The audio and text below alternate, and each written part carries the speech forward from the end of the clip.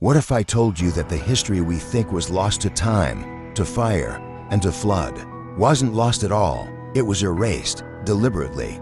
There are truths so dangerous, so powerful, they can't be destroyed.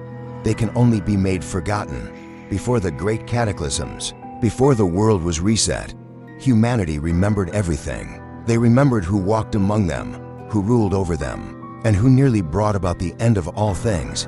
The ancients knew this. They knew the forgetting was a final, desperate act of preservation. The memory of the Watchers, the knowledge of the giants who roamed the earth. These weren't just myths, they were history, a history so terrifying it had to be buried. Civilizations weren't just conquered, they were systematically erased.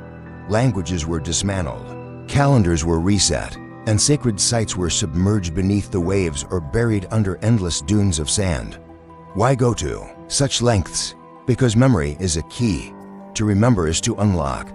To remember is to rebuild what was sealed away. And to rebuild is to reopen doors that were meant to stay shut forever. Ancient texts from every corner of the globe warn us. They say that when humanity starts asking the same old questions, where did we come from?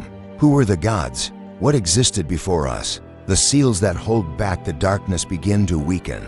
This is why forbidden knowledge was shattered into 1,000 pieces. Why truth was disguised as myth, and why warnings were softened into children's stories. The most dangerous thing we can possibly do is to piece it all back together, to remember accurately. Every time we unearth a forbidden tablet, every time we excavate a long-lost city, every time we speak a name that has been silent for millennia, we aren't just making a discovery, we are performing an activation. The world was never meant to remember, because that memory isn't just ours. It also belongs to those who were imprisoned by our forgetting, and they are simply waiting for us to remember them back into existence.